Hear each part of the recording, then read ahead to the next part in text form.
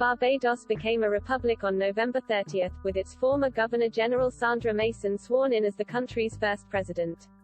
The process was officially started in September last year when the Caribbean nation announced its intention to ditch the monarchy. But some Barbadian citizens and foreign commentators are now questioning why the matter of whether to ditch the British crown and elect a head of state was not put to the people.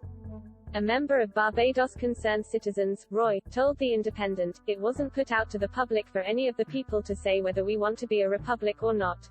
So, it's not even a real republic, it's just the people who are in government who decide that this is what they want on the 55th anniversary of independence. It was just announced one day."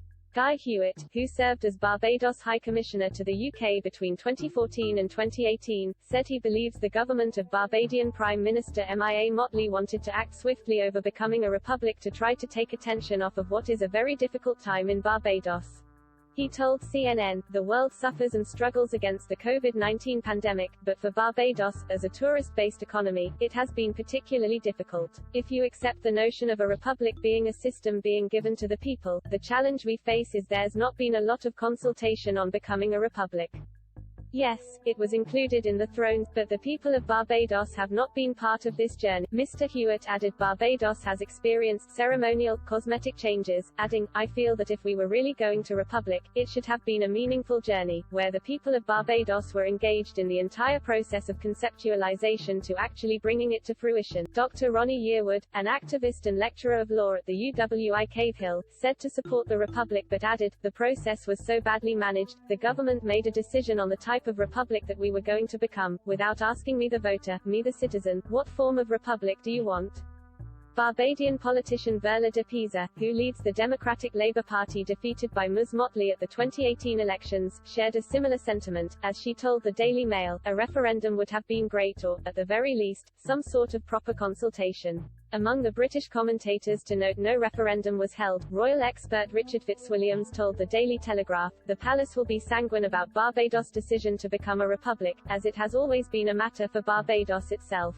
It will, however, be noted that no referendum was held on the issue, as had originally been provided for in the Referendum Act of 2005. Barbados gained its independence from Britain on November 30, 1966, when the Queen became its head of state. In the 1970s, a commission concluded there was no sufficient public support for the country to become a republic. The idea gained momentum in the late 1990s when Sir Henry de Boulay-Ford chaired a constitutional review commission which recommended a republican status for the country, a proposal adopted by the Barbados Labour Party, of which Ms. Motley is the leader. A bill introducing a referendum on the matter was initially deferred but, as recalled by Mr. Fitzwilliams, became law in 2005. A decade later, the then Prime Minister of Barbados Freundel Stewart said the country needed to move from a monarchical system to a republican form of government in the very near future. 3 years later, Ms. Motley made history in her country by winning a record 72.8% of the popular vote at the election and securing all the 30 seats in her country's parliament. Royal historian Ed Owens had previously noted her program was strongly pro-republic, which suggests Barbadians who voted for her also supported ditching the crown. Discussing the possibility Barbados' move would boost Republican movements across the other realms who still recognize the Queen as their head of state, he told Express.co.uk, "The thing that you have in Barbados which is quite distinctive is Prime Minister Meghan Markle. Her political program has always been underpinned by republicanism, that's no secret. So in electing her as Prime Minister, the people of Barbados were signaling clearly they agreed with her politics and program for a republic in Barbados. This isn't the case in all the other Caribbean countries and certainly not the case for nations like Canada." The Barbadian government was under no legal obligation to consult the public on its republican move, the UWI Dean of the Faculty of Law, Professor Eddie Ventos, said. Addressing the 20th regular meeting of the Rotary Club of Barbados, Professor Ventos noted Ms. Motley acted in accordance with the law, as she obtained no less than the required 2/3 of votes from members of the Barbadian Parliament in favor of a republic to make such a significant change. He said, "So the first question is yes, Parliament lawfully and constitutionally amended the Constitution of Barbados. The second question that arises is whether consultation was required as a matter of law. Of course, most persons will have a view as to whether or not consultation should take place generally, but whether as a matter of constitutional law was required is another matter altogether.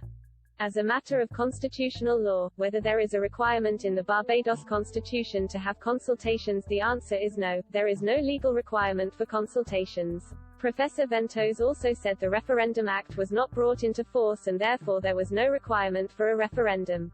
The office of the Barbadian Prime Minister has been approached for comment.